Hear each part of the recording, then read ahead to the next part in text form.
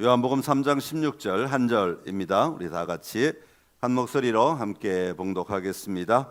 하나님이 세상을 이처럼 사랑하사 독생자를 주셨으니 이는 그를 믿는 자마다 멸망하지 않고 영생을 얻게 하려 하심이라. 아멘. 우리 한 번 더 읽을까요? 하나님이 세상을 이처럼 사랑하사 독생자를 주셨으니 이는 그를 믿는 자마다 멸망하지 않고 영생을 얻게 하려 하심이라. 아멘. 오늘 주님 앞에 나오신 여러분들을 다시 한번 환영합니다. 주님의 사랑이 오늘 이 자리에 오신 여러분 안에 충만하기를 간절히 기원합니다. 오늘은 우리 새 출발이라는 제목으로 같이 말씀 나눕니다. 로마에 가면 바티칸이 있는데 이 바티칸에 가면 미켈란젤로가 만든 조각상 피에타가 있습니다. 이 피에타라고 하는 것은 예수님이 십자가에 달려 돌아가신 이후에 이 어머니인 마리아가 그 예수님의 시신을 안고 있는 장면을 여러 가지 표현한 것을 피에타라고 부릅니다. 그래서 조각상으로 주로 많이 표현되는데 이 미켈란젤로만 이걸 만든 게 아니라 여러 사람들이 굉장히 많이 만들었어요. 이 피에타라는 말은 원래 이탈리아로 동정, 경건하다, 불쌍히 여긴다 이런 뜻이 있습니다. 다른 사람이 만든 것과 다르게 이 미켈란젤로가 만든 피에타는 대리석으로 만들었습니다. 1498년에서 1499년 2년에 걸쳐서 만들었고요. 미켈란젤로의 초기 작품이다 보니까 이 어머니 마리아의 가슴에 있는 이 띠가 있는데 거기에다가 자기 이름을 새겨 놓았어요. 이건 내가 만든 거다. 그 다음부터는 너무 부끄러워서 그 다음부터는 자기 작품에 자기 이름을 쓰지 않았다고 합니다. 그러니까 초기에 얼마나 심혈을 기울여서 만든 작품인가 하는 것을 알 수 있습니다. 자, 이 작품을 앞에서 보면 사람들이 좀 의아해합니다. 왜냐하면 예수님 정작 주인공은 예수님일 텐데 십자가에서 내려오신 예수님일 텐데 예수님의 모습은 제대로 보이지 않아요. 그저 늘어뜨린 팔, 오른쪽 팔, 이 늘어뜨려져 있는 것과 몸이 축 처져 있는 정도밖에 보이지 않습니다. 이 조각상에서 강조되는 것은 어머니 마리아의 모습이죠. 어머니의 마리아의 모습이 훨씬 더 크게 강조되어서 드러나고 있습니다. 그리고 어머니 마리아의 모습이 사람들은 말하기를 너무 젊게 표현되었다. 너무 젊은 여성이다 이렇게 말하기도 하고 어머니의 모습이 너무 자세하게 표현되어 있어서 누가 봐도 이것은 예수님을 표현하는 것이 아니라 어머니 마리아를 드러내기 위해 만든 조각상이 아닌가 그렇게 사람들은 평가를 하였습니다. 그런 그들을 향해서 미켈란젤로, 이것을 만든 미켈란젤로는 이렇게 말합니다. 이 조각은 신에게 바치는 것이니 감히 인간의 시선으로 평가하지 말아라 라고 말합니다.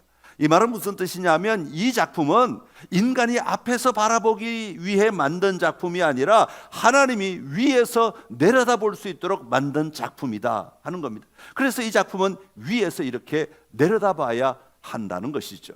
위에서 내려다보면 어머니 마리아의 모습은 오히려 온데간데 없어지고 머리만 위에서 비춰지고 예수님의 인자하신 모습이, 예수님의 평화로운 모습이 드러나게 됩니다. 그래서 이 작품의 전체 구성 안에 예수님의 인자하신 모습으로 가득 채워져 있게 되는 것이죠. 인간이 아닌 신의 관점에서 바라보면, 하나님의 관점에서 바라보면 이 작품은 전혀 다른 모습으로 비춰지게 된다 하는 것이죠. 여러분, 미켈란젤로가 이 작품을, 이 조각상을 통해 하려는 말은 무엇이겠습니까? 땅의 시선으로만 바라보면 눈에 보이는 것이 전부입니다. 그것으로 평가하고 그것으로 판단하고 그것으로 분석을 합니다. 그러나 하늘의 시선으로 바라보면 전혀 다른 관점이 우리에게 보여지게 된다는 것이죠. 여러분, 우리의 삶도 마찬가지입니다. 여러분은 어떠한 삶을 사셨습니까? 여러분은 어떤 시선으로 이 땅의 삶을 살아가고 계십니까?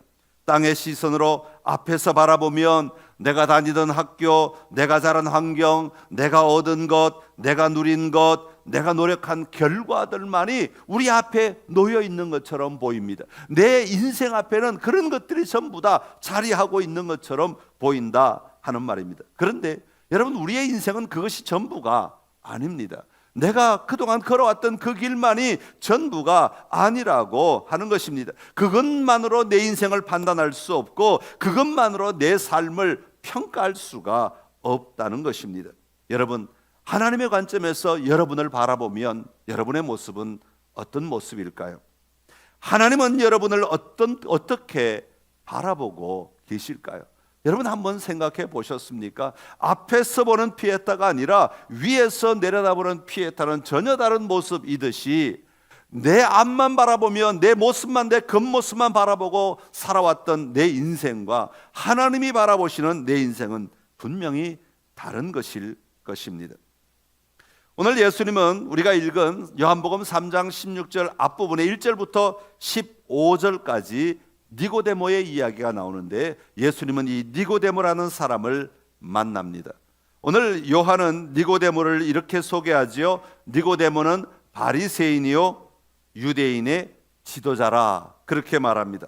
다른 자료들을 살펴보면 이 니고데모는 아주 높은 지도자였음을 알 수 있습니다. 그리고 매우 부유한 사람, 부자였다, 그렇게 말해요. 당시에 예루살렘에서 세 손가락에 안에 드는 그런 부자였다라는 겁니다. 그러니까 물질적으로도 모자람이 없고 부족한 것이 없는 사람이었다라고 말합니다. 또한 전통에 따르면 이 니고데모는 예루살렘 도시를 위해 물 시스템을 고안해낸 사람이었다, 과학자였다, 요즘 말로 하면 그렇게 알려져 있습니다. 그러다 보니까 사회적으로는 누가 봐도 이 사람을 모르는 사람이 없어. 누가 봐도 이 사람은 니고데모다 하는 것을 다 알 수 있는 아주 유명한 사람. 그래서 매일 신문에 어느 곳에는 한 곳이든 이 사람의 이름이 등장하지 않으면 안 될 정도로 유명한 사람이었다라는 것을 우리는 짐작할 수 있습니다. 또한 그는 종교적으로도 매우 유명한 사람이었죠. 바리새인이었기 때문에 종교적으로도 신앙적으로도 부족함이 없는 사람이었다라는 겁니다. 자, 이런 니고데모에게 궁금증이 하나가 있었습니다. 그것은 바로 예수님에 관한 것이었습니다. 아니, 세상에 이런 사람이 있을 수 있을까? 아니, 도대체 어떻게 이 사람은 누구이길래 이런 삶을 살아낼까? 그러면서 너무너무 궁금해서 예수님을 찾아오게 됩니다. 그리고 자신이 보고 느낀 예수님을 평가하는데 그 평가는 이런 것입니다. 2절에 보면 그 평가를 소개하고 있습니다. 당신은 하나님께로부터 오신 선생입니다. 왜냐하면 하나님께서 함께하지 아니하시면 이런 표적을 행할 사람이 이 땅에 아무도 없습니다 라고 평가를 하는 것이죠. 다시 말하면 이 니고데모는 자신의 인생의 관점에서 도저히 받아들일 수 없고 이해할 수 없는, 자신이 그렇게 유명하게 되기까지 살아왔던 그 수많은 수고와 헌신들로는 도저히 평가할 수 없는 놀라운 삶을 사는 분이 바로 예수님이셨다라는 것을 고백하고 있는 것입니다. 피에타의 말로 해석하면 앞에서 보는 관점에서는 니고데모는 부족함이 없습니다. 경제적으로도 부족함이 없습니다. 더 나아갈 길이 없을 정도로 이미 많은 것을 성취하였습니다. 학문적으로도 부족함이 없습니다. 배울 만큼 배우고 창조적일 만큼 다양한 도전을 한 사람입니다. 종교적으로도 부족함이 없습니다. 다른 어떤 사람보다도 더 영적이라고 생각하였고 더 헌신적이라고 생각했던 사람입니다. 그런데 그런 그가 자기가 성취하지 못한, 자신이 보지도 못한 또 다른 영역을 보게 되었던 것입니다. 그것은 바로 하나님께로부터 온 사람의 모습이었습니다. 이건 땅의 힘이나 능력이나 지식으로 할 수 있는 것이 아니라 하나님이 직접 행하지 않으면 도저히 있을 수 없는 삶이라고 하는 것들을 이 니고데모는 발견하게 되었던 것입니다. 그래서 예수님을 찾아오게 되었던 것이죠. 사랑하는 성도 여러분, 세상은 보이는 것으로 움직여지는 것이 아닙니다. 세상은 보이는 것만이 전부가 아니라 오히려 보이지 않는 것으로 움직여지는 것이 우리가 살고 있는 이 세상입니다. 그래서 어떤 작가는 책 제목을 이렇게 지었습니다. 세상은 보이지 않는 끈으로 연결되어 있다. 보이는 것으로 이 세상의 모든 것이 움직여지는 것이 아니라 오히려 보이지 않는 것으로 우리의 삶은 움직여지고 이 세상은 움직여지고 있다 하는 겁니다. 보이지 않는 힘이 있습니다. 보이지 않는 생명이 있습니다. 보이지 않는다고 없는 것이 아닙니다. 그러니 내가 보고 있는 것이 전부일 것처럼 여러분 붙들고 살지 마십시오. 내가 미처 보지 못하고 알지 못하는 것이 무엇인지를 알며 살아가는 것, 이게 바로 복된 삶이라고 성경은 말씀하고 있습니다. 오늘 주님 앞에 나오신 여러분 모두에게 하나님의 나라를 보는 은혜가 있기를 간절히 기원합니다. 오늘 성경에는 이처럼 자신이 살아오며 가졌던 것으로 해석할 수 없는 삶에 대한 궁금증을 가지고 찾아온 니고데모에게 예수님은 이렇게 말씀하십니다. 진실로 진실로 내게 이르노니 사람이 거듭나지 아니하면 하나님의 나라를 볼 수 없느니라.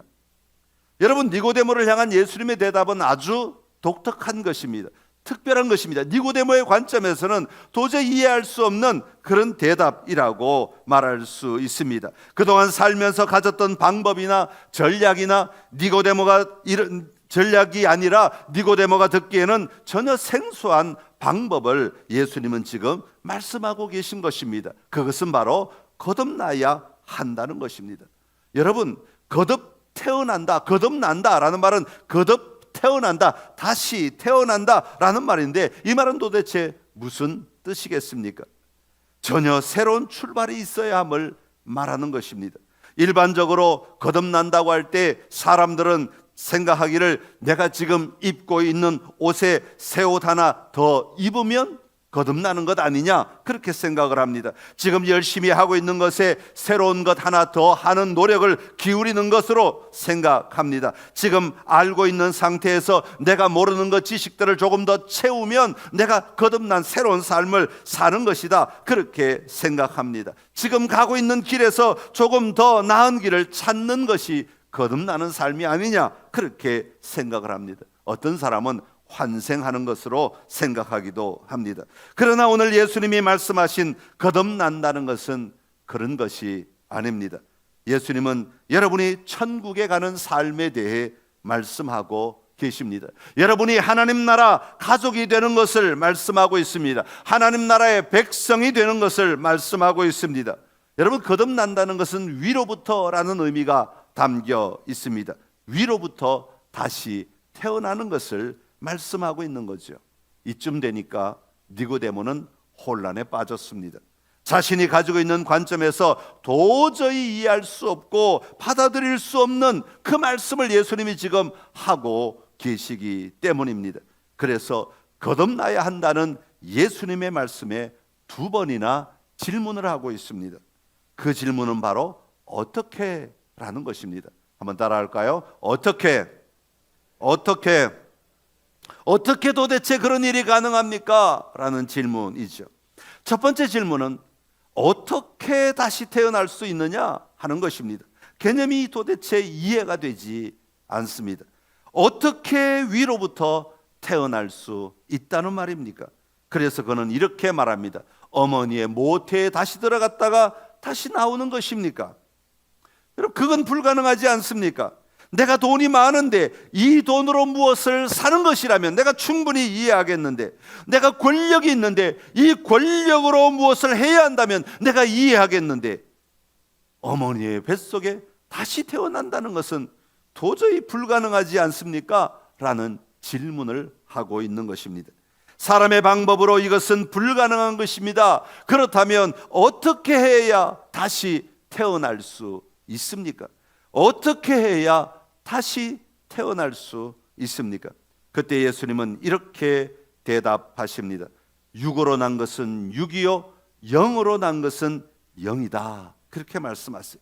이 말은 무슨 뜻이냐면 육체적으로 태어난 것은 육체적인 출생이라고 말합니다. 그리고 영적으로 태어나는 것을 영적 출생이라고 말하는 것입니다.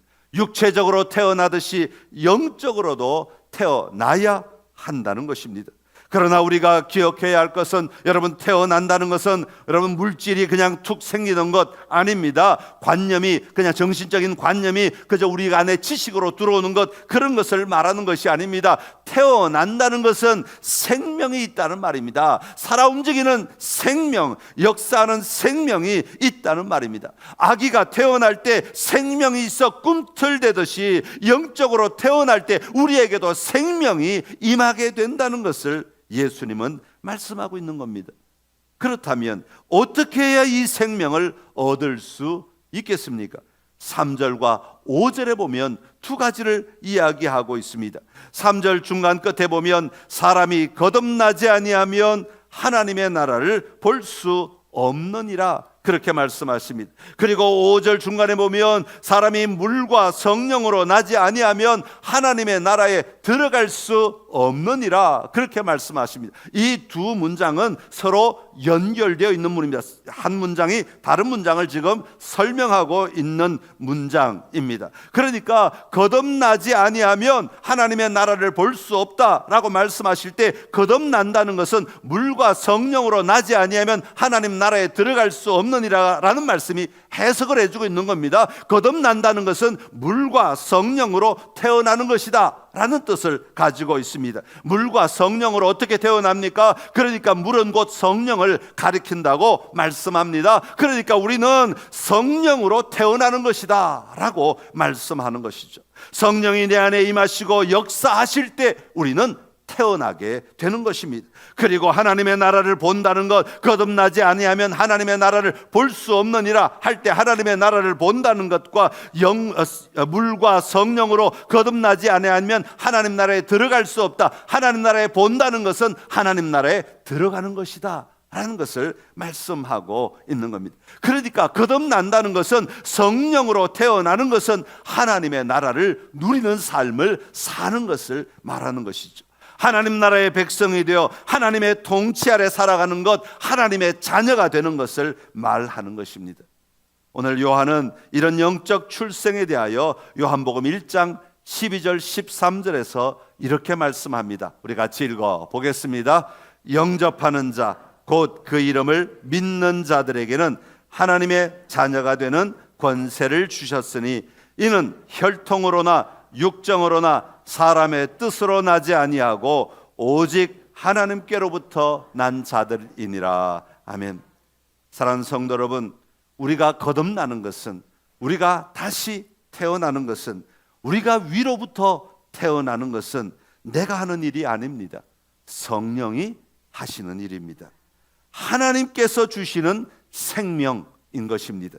그러기에 내가 무엇을 한다고 얻게 되는 것이 아닙니다. 성령이 주시는 것을 받고 누리는 것입니다. 오늘 이 시간 여러분을 초대하신 분도 성령 하나님이십니다. 여러분의 마음을 만지시고 여러분을 다스리시는 분도 성령 하나님이십니다. 그 성령님의 일하심에 반응하며 나아가는 모든 성도가 되시기를 간절히 기원합니다. 니고데모가 두 번째 질문을 합니다. 9절에 보면 그렇다면 어찌 그러한 일이 있을 수 있나이까? 어떻게 그러한 일이 있을 수 있습니까? 라는 질문입니다.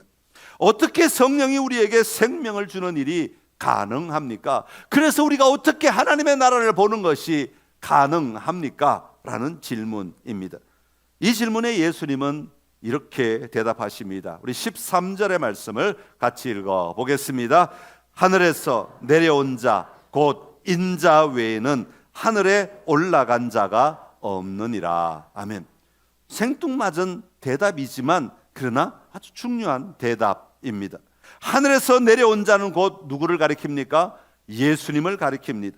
예수님만이 하늘에서 내려오셨고 예수님만이 다시 하늘로 올라가실 수 있는 분이다 라고 말씀하고 있는 겁니다. 여러분, 이것은 무엇을 말합니까? 예수님은 곧 하나님이시라는 것을 말씀하고 있는 것이죠. 우리가 도저히 할 수 없는 이 일을 하나님이신 예수님이 하신다는 것입니다. 하나님이신 예수님께서 이 땅에 오셔서 하시는 일이라는 것입니다. 사람은 불가능하지만 하나님은 가능한 일이다 라고 하고 말씀하시는 것입니다. 그러면서 하신 일이 무엇이냐를 소개하는데 14절에 이렇게 말씀하십니다. 우리 같이 읽어보겠습니다. 모세가 광야에서 뱀을 든 것 같이 인자도 들려야 하리니. 아멘.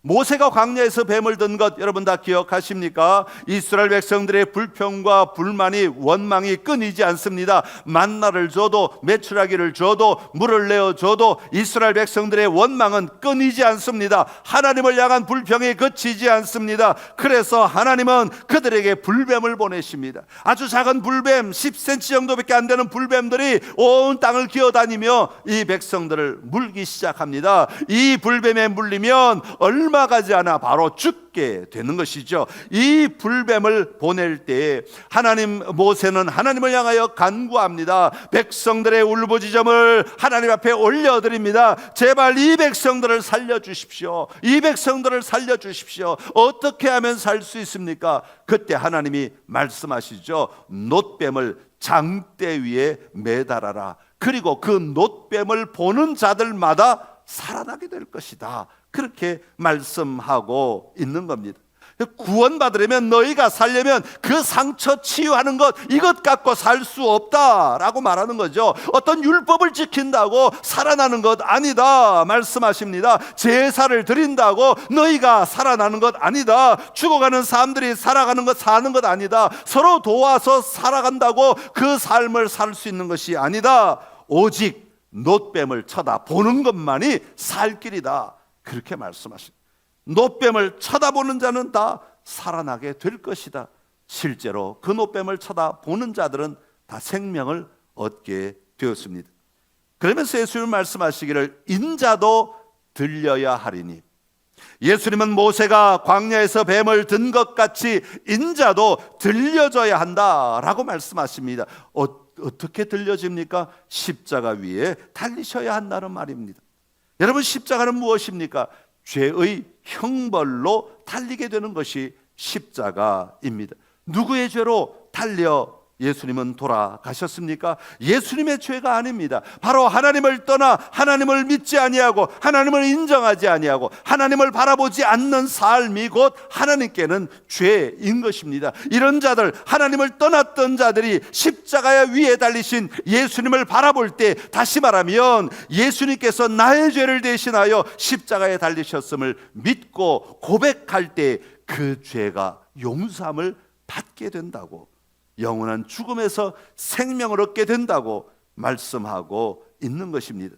여러분, 죄가 용서받는다는 뜻은 무엇이겠습니까?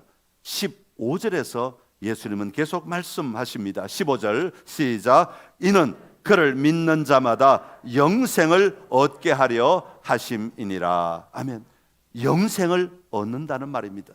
여러분, 영생을 얻는다는 것은 곧 하나님 나라의 백성이 되어 하나님의 나라를 누리는 삶을 살아가게 되는 것을 말씀하고 있는 겁니다. 하나님과 더불어 영원한 생명 속에 하나님의 기쁨을 맛보며 살아가는 것입니다. 어떤 사람은 말합니다. 어차피 우리는 영생하지 않습니까? 예, 다 영생합니다. 여기에 계신 분들이나 세상에 있는 분들이나 하나님을 알지 못하는 분들이나 다 영생합니다. 그러면 왜 우리가 예수님을 믿어야 합니까? 예수님을 믿어야 할 이유가 무엇입니까? 여러분, 영생은 영생이 돼 지옥에서 영생하느냐, 하나님의 나라에서 영생하느냐는 엄청난 차이가 있습니다. 여러분, 하나님 나라의 영생을 누리는 삶을 살아야 하지 않겠습니까? 사랑하는 성도 여러분, 우리가 영생을 얻을 수 있는 것은, 우리가 하나님 나라의 백성이 될 수 있는 것은 예수님께서 십자가에서 나의 죄를 대신하여 죽으심으로 내 죄값을 치러 주셨음을 믿을 때 일어나는 일입니다. 이 내용을 요약한 것이 바로 요한복음 3장 16절입니다. 우리 요한복음 3장 16절 다시 한번 읽어보겠습니다. 하나님이 세상을 이처럼 사랑하사 독생자를 주셨으니 이는 그를 믿는 자마다 멸망하지 않고 영생을 얻게 하려 하심이라. 아멘. 세상을 이처럼 사랑하사, 세상에다가 여러분의 이름을 넣어서 한번 고백하면 어떨까요? 나를 이렇게 해봅시다. 나를 같이 읽읍시다. 시작. 하나님이 나를 이처럼 사랑하사 독생자를 주셨으니 이는 그를 믿는 자마다 멸망하지 않고 영생을 얻게 하려 하심이라. 아멘. 할렐루야. 우리가 예수님을 나의 구원자로 나에게 영생을 주신 분으로 믿을 때 그분은 우리와 함께 하십니다. 그러게 우리는 예수님과 함께 살아가는 자가 되어야 합니다. 우리가 예수를 믿을 때 그분은 우리를 다스리시고 우리를 인도하시고 우리를 도와주시고 우리의 길을 열어주시는 분이십니다. 그러게 우리가 그분을 믿을 때 우리는 그분과 함께 사는 자가 되는 것입니다. 그 예수님과 늘 동행하며 날마다 승리의 삶을 살아가는 우리 선창의 모든 가족이 될 수 있기를 간절히 기원합니다. 우리 함께 말씀 생각하면서 우리 찬양합시다. 나의 안에 거하라. 우리 함께 찬양하겠습니다.